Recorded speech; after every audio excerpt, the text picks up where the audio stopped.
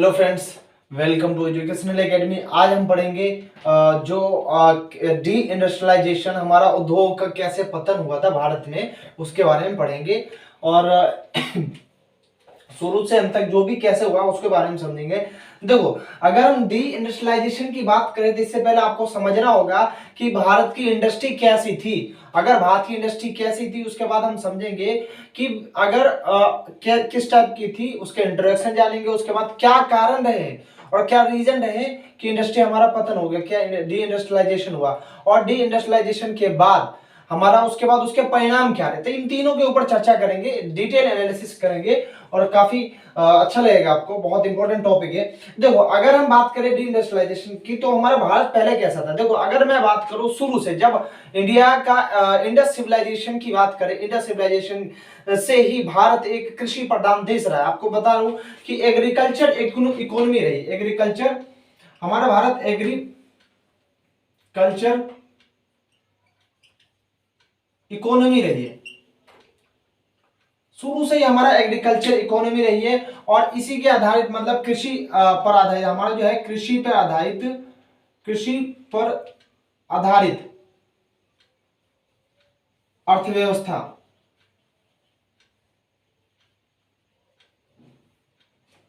रहा है प्राचीन समय से। प्राचीन समय से ही हमारा एग्रीकल्चर इकोनॉमी रही है, मतलब कृषि प्रधान देश भी रहा है। और कृषि पे जो भी इंडस्ट्री रही थी हमारे ऊपर, इस देश के अंदर, जो चाहे हथकरघा उद्योग हो, कपास का इंडस्ट्री हो, चाहे जूट का हो, जो भी हो, हमारा एग्रीकल्चर बेस्ड इकोनॉमी हुआ करती थी और कृषि प्रधान देश था। उस समय हमारी एग्रीकल्चर और इंडस्ट्री भी बहुत मशहूर और बहुत पीक पे हुआ करती थी। और क्या रीजन है कि ऐसा, मतलब हमारे इंडस्ट्री बेकार हो गई।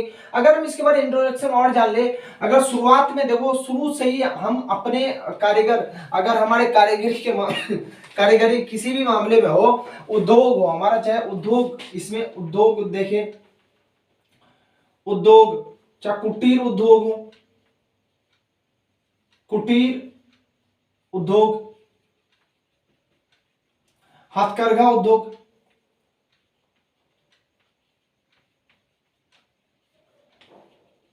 हथकरघा उद्योग, जितने भी थे हम अपने, मतलब इसमें बड़े मशहूर और बड़े महारत हासिल थे हमारे इसमें, इस मामले में। ठीक है, तो इससे हमारा जो, अगर हम देखें उद्योग में, तो अगर इसमें उद्योग में किस टाइप के उद्योग हुआ करते थे, तो आप देखोगे कपड़ा उद्योग, कपड़ा उद्योग, ठीक है, टेक्सटाइल इंडस्ट्री हमारे पास, कपड़ा उद्योग, और इससे बनने वाले रेशम उद्योग, जान सकते हो, कपास, इसके अंदर कपास इंडस्ट्री या कपास उद्योग। इन सब हाथ, सारे के सारे हाथ से ही बनाए जा रहे, कोई बड़ी बड़ी मशीन नहीं है हमारे पास। जो है रेशम उद्योग हो, कपास उद्योग हो, सारे हाथ से ही बनाए जाते हो। चाहे जूट उद्योग, जूट इंडस्ट्री हो, किसी भी मामले में हो, चाहे इसमें नक्काशी का काम हो, नक्काशी है ना, जो संगमरमर पत्थर, जो संगमरमर पत्थर पर जो नक्काशी होती है, चाहे जरी का काम हो, चाहे सोना को तराशना, सोना, चांदी, हीरा, सारे, मतलब इन सब सारे, इससे आधारित जितने भी इंडस्ट्री थी, हम बहुत मशहूर हुआ करते थे। जैसे अगर मैं फेमस की बात करूं, उस समय जैसे आप जानते हो, बनारस के बारे में बात करूं तो बनारस क्या था, किसके लिए फेमस था? बनारस अभी भी साड़ी के लिए फेमस है। ठीक है ना, साड़ी, कश्मीर की शाल, आप जानते हो, कश्मीर की शाल अभी भी फेमस है। लाहौर के गलीचे,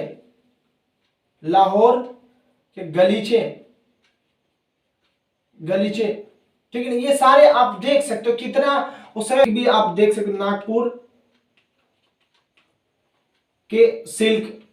तो इस मामले में हम देखो कि क्या हम इंडस्ट्री जो हमारी, इस पे आधारित जो इतनी भी इंडस्ट्री थी, कितने पीक पे। हमारा एग्रीकल्चर इकोनॉमी है, कोई बात नहीं, लेकिन प्राचीन उद्योग से मतलब आप अगर मैं हड़प्पा सभ्यता की बात करूं, सिंधु घाटी सभ्यता, उसी समय से ही कृषि आधारित उद्योग, आप देखो उसमें भी हमने पढ़ा था किस तरह कृषि थी, कृषि पे आधारित अर्थव्यवस्था थी। उसके ऊपर जाए तो देखो हथकरघा उद्योग है, चाहे कपड़ा का उद्योग हो, रेशम उद्योग हो, कपास उद्योग हो, चाहे नक्काशी का काम हो, संगमरमर या पत्थर तराशना हो, जड़ी का काम हो, सोना चांदी, जिस मामले में बहुत अच्छे हुनर थे उस समय, ठीक है ना। अब देखो मशहूर के मामले से बनारस साड़ी के मामले बड़े मशहूर हुआ करते थे, कश्मीर की शाल अभी भी मशहूर है, लाहौर के गलीचे, नागपुर के सिल्क, तो ये सारे मशहूर हुआ करते थे। हमने इंट्रोडक्शन जान लिया भारत के बारे में, ये बहुत पीक पे थी, हमारा अरब के व्यापार के साथ बहुत अच्छे कांटेक्ट हुआ करते थे, अरब से हमारा अच्छा लेन देन था, और अरब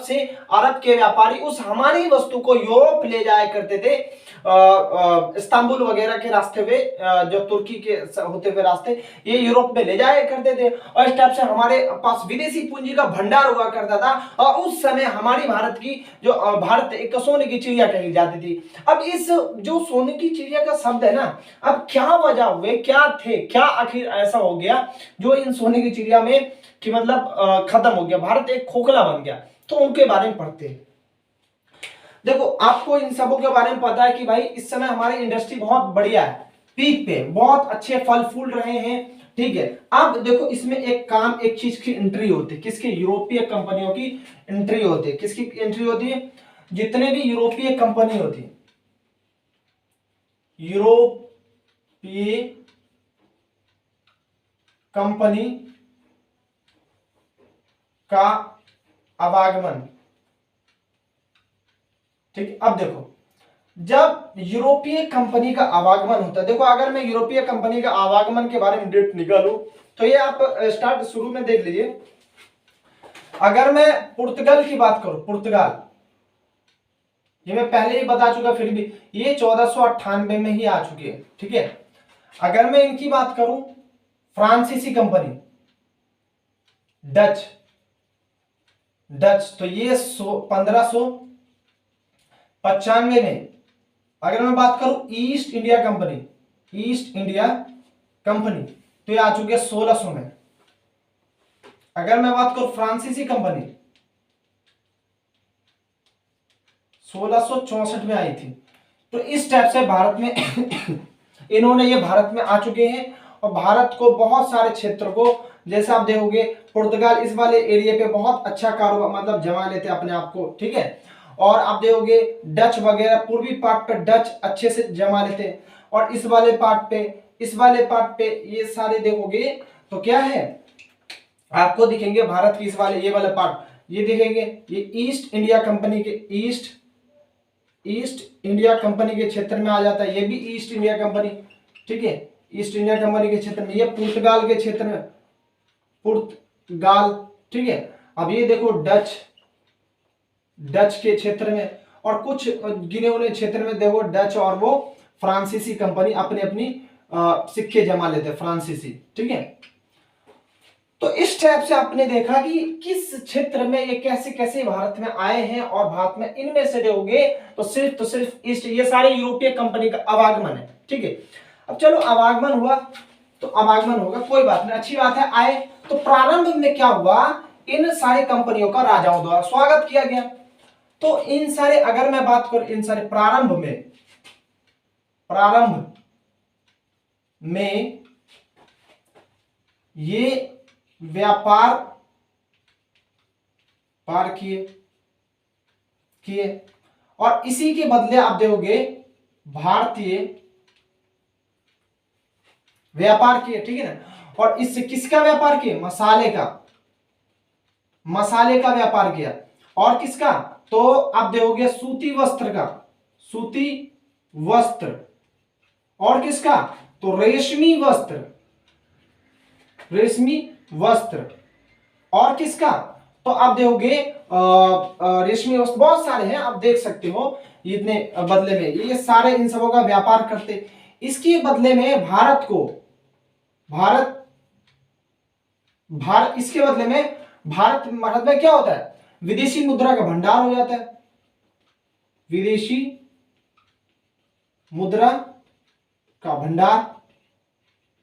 भंडार, ठीक है।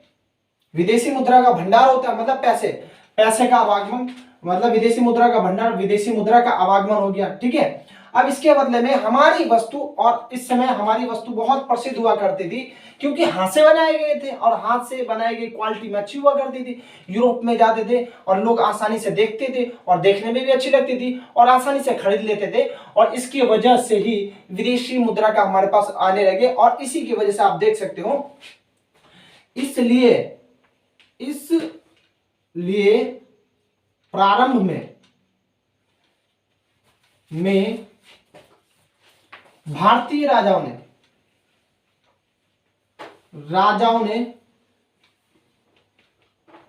ने यूरोपीय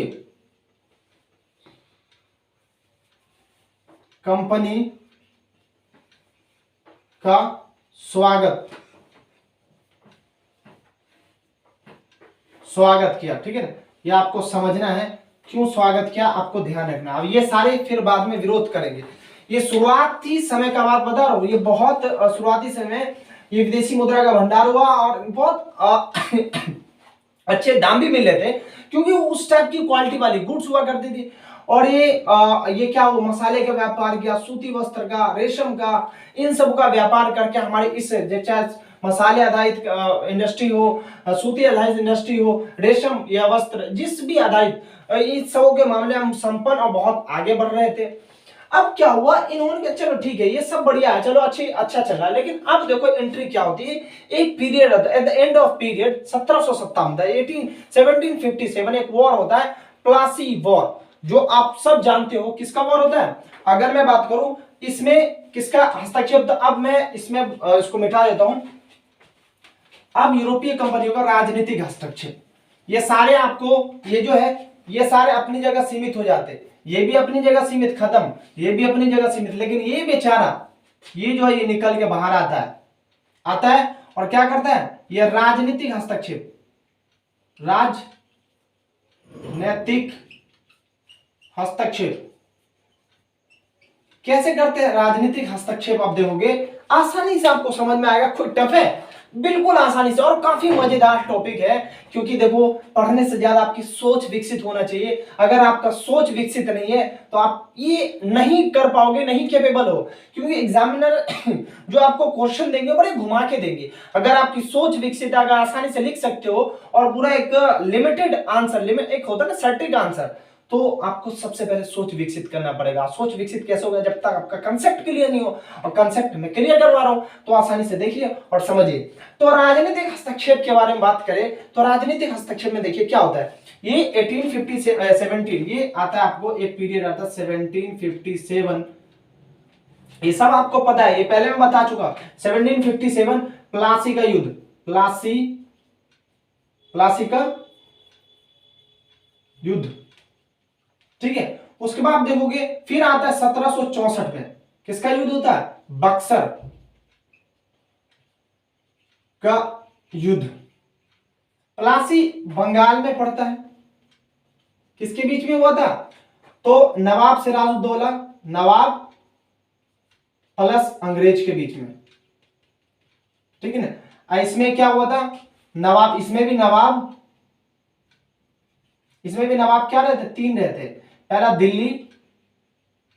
दिल्ली अवध प्लस बंगाल। अब बंगाल में क्या होता है, बंगाल में देखो तीन होते, बिहार प्लस उड़ीसा, ये तीनों के नवाब एक ही होते बंगाल के, ठीक है। ये दोनों लड़ते हैं और फाइनली ये भी हार जाते हैं। फिर क्या होता है, एक और पीरियड आता है 1765 का इलाहाबाद संधि,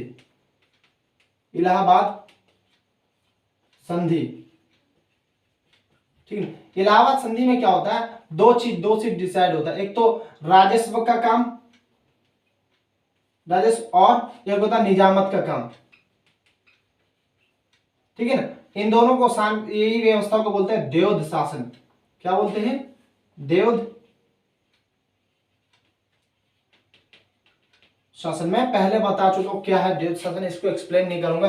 अगर आपको जानना है तो पीछे लिंक में दिया गया प्लेलिस्ट में जाइए और आप सर्च मारिए कि क्या है देवध शासन। प्लासी का वर्ड में मैंने बता रखा, प्लासी का युद्ध में, ठीक है। ये राजनीतिक हस्तक्षेप है, और राजनीतिक हस्तक्षेप होते ही अब देखो यहां से प्रारंभ होता है इंडस्ट्री का मैन डी इंडस्ट्रियलाइजेशन। क्या होता है, एक समय आता है ये, अगर मैं बात करूं भारतीय उद्योग का पतन कब से कब तक के बीच हुआ, भारतीय उद्योग का पतन 1800 लेकर, भारतीय उद्योग का पतन, पतन जो एक्चुअल माना जाता है 1800 से लेकर 1970 1850 तक, ये होता है, ये पीरियड होता है जो हमारी इंडस्ट्री का डी इंडस्ट्रियलाइजेशन हुआ, डी इंडस्ट्रियली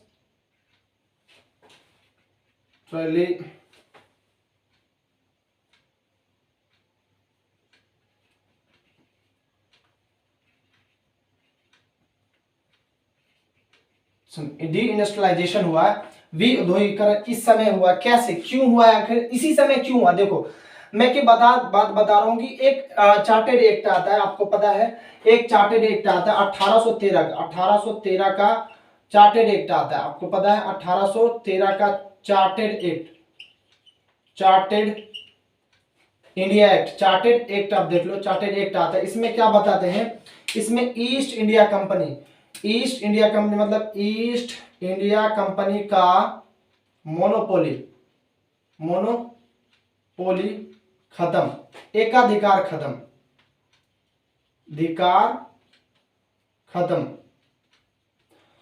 अब इसमें क्या होता है, जितने भी यूरोपियन कंपनी, जितने भी ब्रिटिश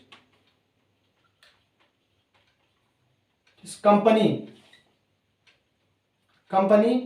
का आवागमन,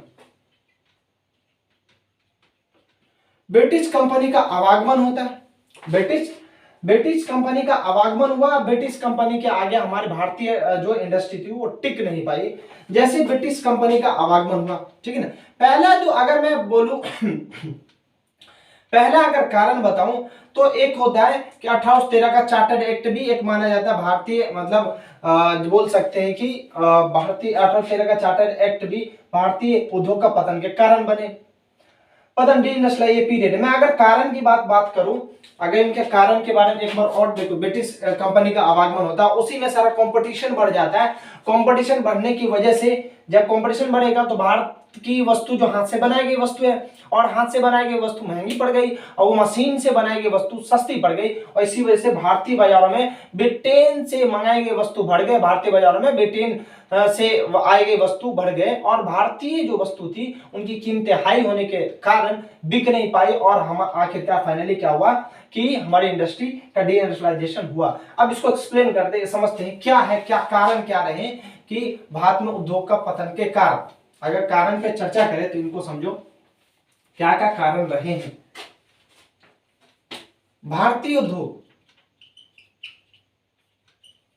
उद्योग के पतन के कारण, पहला अगर बात करें आपको पता 1800 से लेकर 1850 के बीच में हुआ। आखिर ऐसा क्यों हुआ, क्योंकि देखो पहला तो है कि ब्रिटिश नीतियां, पहला अगर बात करें तो पहला सबसे पहला अगर बात करोगे तो भारतीय ब्रिटिश नीतियां में आपको दोगे आयात एवं निर्यात की नीतियां। पहले में अगर बात करूं आयात और निर्यात की नीतियां, फर्स्ट आयात निर्यात की नीतियां, ठीक है। पहले अगर बात करें आयात और निर्यात की नीति है, इसको भी एक्सप्लेन करेंगे क्या है आयात और निर्यात की नीति। दूसरा अगर बात करें आयात निर्यात की नीतियां के बाद आयात और नीति, फिर अंग्रेज की नीति में इनमें तीन चीज को पढ़ेंगे। तीन चीज में आप देखोगे क्या क्या है इसमें। पहला आप देखोगे विभेद मूलक प्रशुल्क,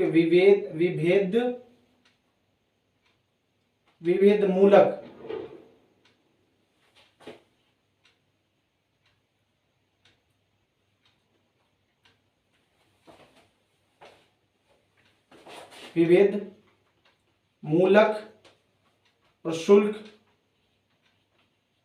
नीति, इनको पढ़ेंगे। उसके बाद क्या होता है, राज्य विभेद मूलक प्रशुल्क नीति। उसके बाद आप देखोगे तो शिपिंग, आप इसमें देखोगे शिपिंग लॉ, जहाजरानी नीति। ये विभेद मूलक नीति में आप देखोगे ये कब आता है, ये आप देखोगे कि 1800, इसमें 3 पर होगा विभेद मूलक नीति, या 1835 में होता है, ठीक है ना। और एक 1820 में और आता है लॉ कि ब्रिटेन में भारतीय वस्तु पर प्रतिबंध, पहले। दूसरा, तीसरा अगर बात करें तो आप देख सकते हो 1849 शिपिंग लॉ, जहाज रानी नीति। इनको आप समझोगे कैसे, मतलब जहाज पे प्रतिबंध लगा दिया था, कि बोला गया था कि भाई आप जो भी इंडियन वक्त जो होंगे जहाज, उसी के सहारे, मतलब जहाज से ही इंडिया की वस्तु आएगी, उसके अलावा ब्रिटेन के जहाजों से जो इंडिया में निर्मित वस्तु नहीं आएगी, ठीक है। ये था अंग्रेज की नीति। उसके बाद अगर देखोगे तो ददनी प्रथा को आप एक्सप्लेन मैं करूंगा बहुत अच्छे से, क्या है, मतलब एक तो कृषकों को लगाया जाता था ददनी प्रथा। अब क्या है, इंडस्ट्री जो बुनकर जुलाहा वगैरह होते थे उनको लगाया जाता था ददनी प्रथा। अगर चौथा की बात करो, ददनी प्रथा, इसमें एडवांस पेमेंट भी बोल सकते हो, एडवांस पेमेंट कर दिया जाता था, ठीक है ना। उसके बाद देखोगे रजवाड़ों का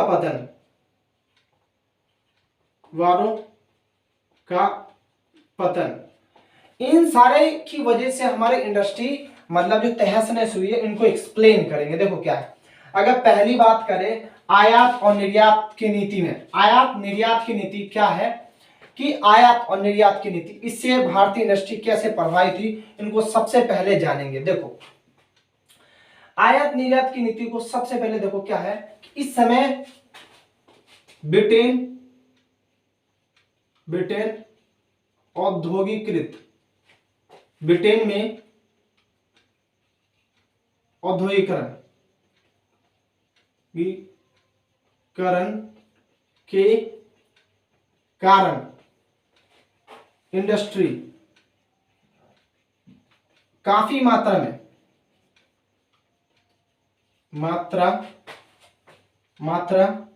में लग चुकी, ठीक है ना, भारी मात्रा में इंडस्ट्री लग चुकी है, ठीक है ना। अब इंडस्ट्री के लिए क्या चाहिए, तो इंडस्ट्री के लिए चाहिए कच्चे माल, और इस इंडस्ट्री के लिए कच्चे माल चाहिए, कच्चे माल चाहिए।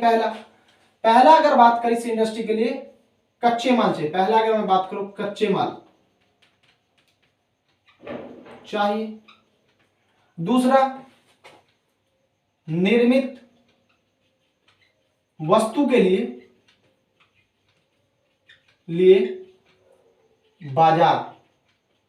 बाजार, ठीक है ना। यहां पे देखो निर्मित वस्तु के लिए बाजार, आप देख सकते हो निर्मित जो वस्तु है उनके लिए बाजार चाहिए। अब हुआ क्या इनमें, इससे पहले थोड़ा सा और समझाऊंगा, थोड़ा सा और पीछे जो मैंने बताया था निर्मित वस्तु के लिए बाजार चाहिए, तो इन्होंने क्या समझा कि क्यों ना भारत को ऐसा बना दिया जाए, कि भारत से हम लेंगे कच्चा माल, और वही मतलब उनका उपनिवेशवाद था, मतलब कॉलोनी थी, मतलब ब्रिटेन की कॉलोनी भारत हुआ करती थी उस समय, तो क्यों ना भारत को कच्चे माल का निर्यातक बना दिया जाए और निर्मित वस्तु का आयातक देश बना दिया जाए। तो इन्होंने चुना भारत जैसे उपनिवेशवाद, इन्होंने भारत जैसे उपनिवेशवाद, ये इन्होंने चुन लिया, ठीक है, चुन लिया भाई। अब क्या किया इन्होंने, आयात और निर्यात, मतलब क्या किया इन्होंने, आयात किया किसका, कच्चे माल का आयात कर दिया, ठीक है, और निर्मित वस्तु का निर्यात कर दिया, ठीक है ना। तो ये आयात और निर्यात तो नीति ये है, इनके कारण पतन हुआ। इनमें एक और चीज आप जोड़ सकते हो कि इस सिचुएशन में एक और चीज आता है, वो 1813 का चार्टर एक्ट।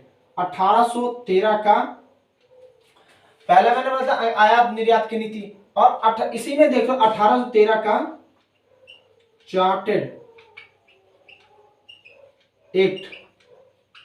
इस एक्ट के तहत क्या होता है, ब्रिटेन की कंपनी जो थी, British company east India company का मोनोपोली और एकाधिकार पोली समाप्त हो गया। समाप्त होने की वजह से क्या हुआ, ब्रिटिश कंपनी ब्रिटेन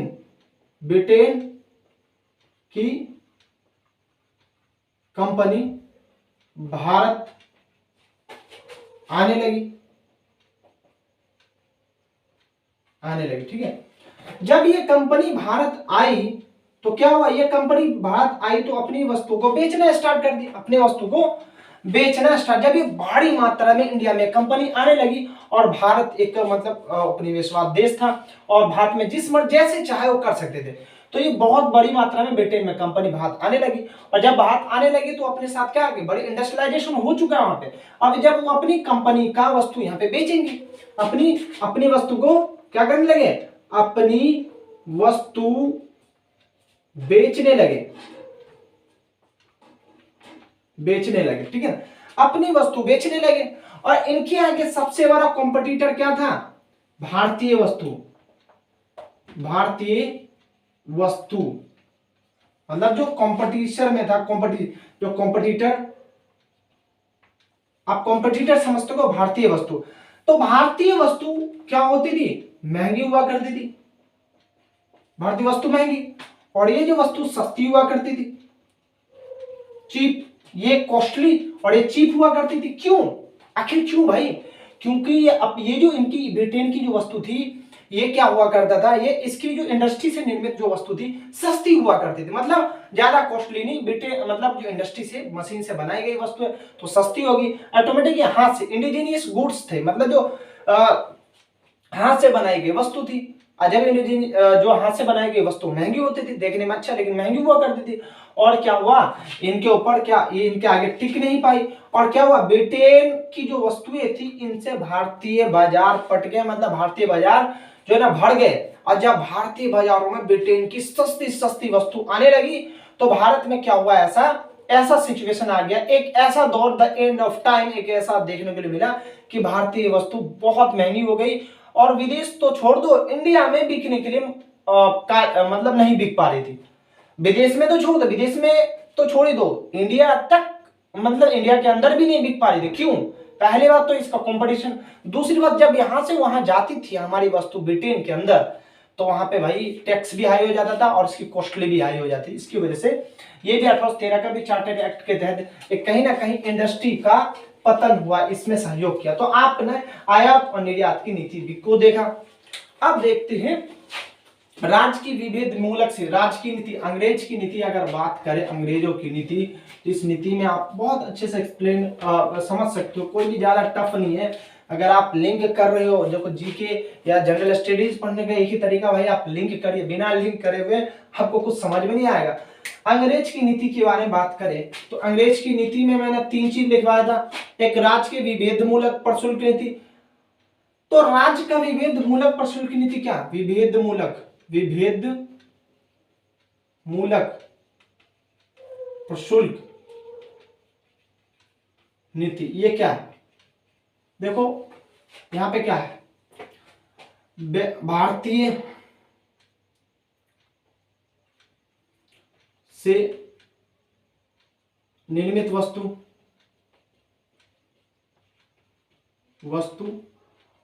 पर कर अधिक कितना, 15% से 80% तक टैक्स। और इसमें क्या होता था, जो ब्रिटेन की वस्तु पर 2.5 से 3.5% तक टैक्स लगाते थे, इसका परिणाम, इनका परिणाम क्या हुआ, रिजल्ट क्या मिला। अगर रिजल्ट की बात करें, रिजल्ट की बात करें, परिणाम की बात करें, परिणाम की बात करें, तो परिणाम ये हुआ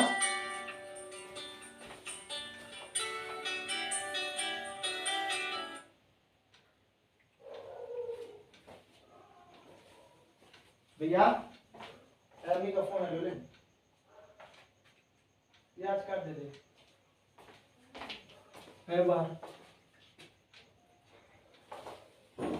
तो परिणाम क्या हुआ, देखो परिणाम क्या हुआ कि अंग्रेज भारतीय मतलब बाजारों में, मतलब भारतीय वस्तु इन ब्रिटेन से निर्मित वस्तु के आगे टिक नहीं पाई, और फाइनली भारतीय भारत भारतीय उद्योग का पतन, यहां से भी पतन होता है, देख रहा विभेद मूलक प्रश्न की नीति, ठीक है ना। दूसरा क्या, 1820 में ब्रिटेन में भारतीय वस्तु पर प्रतिबंध, जब यहां से किसी भी तरह ब्रिटेन पहुंच भी जाती थी वस्तु, तो 1820 में एक ऐसा टैक्स कानून आया कि ब्रिटेन में जो भी वस्तु भारतीय वस्तु है उस पर प्रतिबंध लगा दिया जाए, नहीं बिकना चाहिए, ठीक है। उसके बाद क्या है, 1849 में इन्होंने शिपिंग, देखो किस तरह इंडस्ट्री को खत्म करे, आपको पता है क्यों, क्योंकि उस समय ईस्ट इंडिया कंपनी का अधिकार खत्म, बहुत सारे ब्रिटेन की कंपनी आ चुकी थी, अब उनके लिए बेचने के लिए बाजार और कच्चे माल के लिए एक उपनिवेशवाद चाहिए, तो उनके लिए सब कर रहे। तो शिपिंग लॉ लाया, मतलब जहाज रानी नीति। इसके तहत क्या हुआ, जहाज रानी पानी के अंदर ऊपर चलने वाली जहाज होती है, उसमें क्या बोला कि भाई पहले तो पानी के जहाज से जाता था समुद्र पर, तो बोला गया कि भाई ऐसा जो ब्रिटेन, जो इंडिया वासी है, इंडिया की जो भी वस्तु आएगी उन वस्तु में एक चीज आप तो फिक्स करना पड़ेगा कि वो अपनी जहाज से ही लाएंगे और अपनी जहाज से लाकर इंग्लैंड में बेच सकते हैं, उसके अलावा हम नहीं अपनी जहाजों में उसको लाएंगे, ठीक है। तो ये लॉ के तहत किसी ना किसी रूप से बहुत सारे, इतनी कठिनाई से बहुत सारे जो इंडस्ट्रियलिस्ट थे उस समय, बहुत सारे बुनकर जुलाहा वगैरह थे, वो अपने तो उद्योग धंधा बंद कर दिया, तो कृषि में लग गए। उसके बाद देखो ददनी प्रथा, ददनी प्रथा मैंने लास्ट क्लास में भी बताया था, पहले लास्ट बोल रहा हूँ कि पहले क्लास में बताया था कि उसमें क्या है, ददनी प्रथा मैंने ये बताया था उसमें कि उसमें एक चीज रहता है कि कृषि पर आधारित ददनी प्रथा, लेकिन इसमें इंडस्ट्री पर आधारित, कैसे, इसमें उसमें तो कृषक हुआ करते थे, लेकिन इसमें क्या होते थे, बुनकर, ये जुलाहा, इसमें कौन होते थे, तो भारतीय जुलाहा, भारतीय जुलाहा, इसमें भारतीय जुलाहा हुआ करते थे। और भारतीय जुलाहा में क्या होता था, भारतीय जब जुलाहा हुआ करते थे, इनको एडवांस पेमेंट देते थे, बोलते थे कि भाई आप मैं आपको पैसा एडवांस दे दिया और इस निश्चित तारीख, मतलब निश्चित तारीख और निश्चित समय पे मेरे को आप जो है ना इतना वस्तु बना के मेरे को दे दिए, तो ही आपको लेना पड़ेगा, नहीं तो नहीं। एडवांस पेमेंट, ये क्या हुआ, और इसी की वजह से ददनी प्रथा विकसित हुई। कैसे, देखो जब ददनी प्रथा का मतलब क्या हुआ, भारतीय जुलाहा मजबूर हो गए कि भाई कि अब उन्होंने ऐसे मजबूर कर दिया कि भाई आपको एक निश्चित समय पे देना है, और नहीं तो आपको मतलब नहीं दिया जाएगा, और फिक्स्ड कीमत बोलेगी, आप जिस वस्तु को हमें दोगे उसकी फिक्स्ड कीमत होगी, वो भी अंग्रेज तय करेंगे। कौन करेंगे, अंग्रेज तय करेंगे, ठीक है, वो भी अंग्रेज ही तय करेंगे कि आप इसकी फिक्स कीमत हो या नहीं हो। तो ये आप समझ सकते ददनी प्रथा एडवांस क्या था, कि सिंपल सी बात है कि ये बुनकरों के ऊपर, ये जो हमारे जुलाहा वगैरह जो करते थे, जो कपड़े का काम वगैरह करते थे, बोलते कि आपका कपड़ा मैं तब लूंगा जब एक निश्चित समय पे दो, और मैं ही आपको रेट तय करूंगा, फिक्स ही रेट होगा और एक ही खरीदने वाला होगा। तो इसी की वजह से बहुत सारे जुलाहों ने क्या किया, अपना धंधा पानी बंद कर दिया और कृषि में लग गए।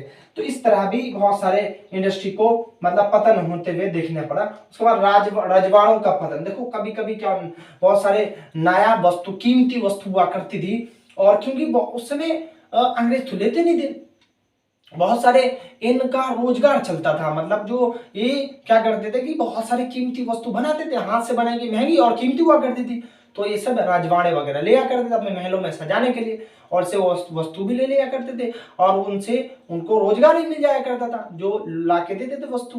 तो इस तरह राजवाड़ों का पतन हुआ। आपको पता है राजवाड़ों का पतन कैसे हुआ, तो आपको पता है राजा हड़प नीति के तहत, और बहुत सारी नीति आई, राज्य हड़प नीति है, और 1999 में 1799 में अलग सी नीति आई, बहुत सारे आप देख सकते हो। तो इस टाइप से हमने देखा कि रजवाड़ों का पतन से भी कैसे हमारा उद्योग पे असर पड़ा। तो ये है हमारे इंडस्ट्री के पतन का कारण, काफी इंपॉर्टेंट और रेलेवेंट टॉपिक था, और हम इसके परिणाम को समझते हैं। अब इसके परिणाम क्या हुए, मतलब इंडस्ट्री पतन के परिणाम क्या हुए, इनको परिणाम को समझिए।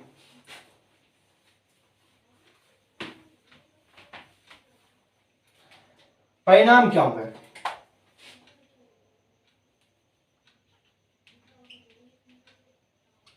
परिणाम में आप सब आसानी से लिख सकते हो कि भाई क्या हुआ। भारत में जो प्रारंभिक उद्योग जो हमें जो शुरू से चलते आ रहे, जो बहुत पुराने जमाने से चलते हैं, प्राचीन जो तरीके से प्राचीन समय से चलते आ रहे उद्योग का नष्ट, मतलब उसको बोलते हैं प्रारंभिक उद्योग।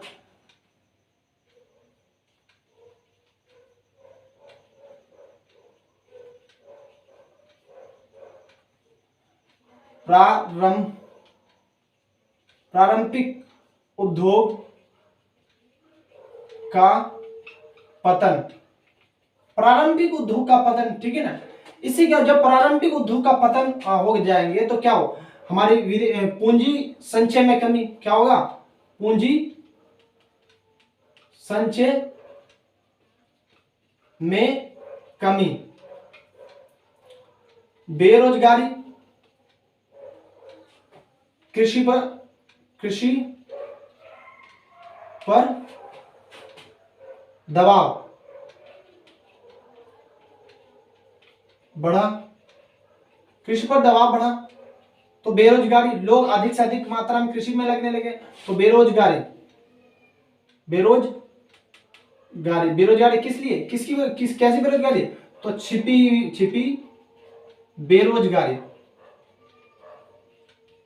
बेरोजगारी बढ़ी, छिपी बेरोजगारी मतलब बेरोजगारी बढ़ी, अब बेरोजगारी बढ़ी तो गरीबी आया, क्या हुआ, गरीबी आया, गरीबी आया तो अकाल पड़ा, क्या हुआ, अकाल, अकाल आप देख सकते हो 1776 से 78 के बीच में जो बंगाल में अकाल होता है, लगातार कई लाखों लोग मारे जाते हैं, लाखों लोग मारे जाते हैं, अकाल पड़ा। तो अकाल ये सब देख सकते हो आपका जो भी हमारा अकाल पड़ा था, इसमें भारत एक आयातक निर्यातक देश से आयातक देश बन गया, ठीक है, आयातक देश बन गया, आयातक से निर्यातक देश बन गया, और भारत कच्चे माल का निर्यातक तक और निर्मित वस्तु का आयातक बन गया, ठीक है। इस टाइप से हमने देखा कि किस तरह हमने इंडस्ट्री का मतलब परिणाम देखे था। भारत में प्रारंभिक जो उद्योग थे, पुराने समय से चले आ रहे उद्योग, उसका खत्म हो गया। उसमें मैंने देखा था कैसे नक्काशी का काम होता है, जरी का काम कैसे होता है, कैसे रेशमी वस्त्र, कैसे मतलब साड़ी का आप देख सकते हो, रेशम, बहुत सारे आपने बताया, शाल वगैरह। तो वो सब जो पुराने समय से चलते आ रहे, तो इंडस्ट्री का जो सिस्टम खत्म हो गया। और पूंजी का संचय में कमी, मतलब विदेशी मुद्रा भंडार में कमी, कृषि का पर दबाव पड़ जाए, ऑटोमेटिक भाई इंडस्ट्री से भागेंगे तो कृषि में जाएंगे फिर रोजगार संभालने के लिए, तो कृषि पे प्रेशर बढ़ा, छिपी हुई बेरोजगारी जन्म ली, और उसमें गरीबी बढ़ा, गरीबी बढ़े तो अकाल पड़े, जो 1776-78 में देखे तो बहुत बड़ी अकाल पड़ी। फिर भारत एक निर्यातक देश से आयातक देश बन गया, भारत कच्चे माल का निर्यातक और निर्मित वस्तु का आयातक देश बन गया। और आपको ये वीडियो अच्छे लगा होगा, क्योंकि ये काफी इंपॉर्टेंट टॉपिक था। कैसे आप देख सकते हो, कोई भी मेंस हो, चाहे रिटर्न वाले हो, चाहे वनडे एग्जाम हो, कोई भी सिविल सर्विस हो, चाहे आरआरबी, एनटीपीसी हो, एसएससी हो, सारे एग्जाम को लेकर ये क्वेश्चन, ये टॉपिक है और ये वीडियो है। आई होप ये वीडियो अच्छा समझ में आया होगा। अगर आपको समझ में आया, अगर अच्छा लगा हो तो लाइक एंड सब्सक्राइब करिए। फिर मिलते हैं नेक्स्ट वीडियो में। और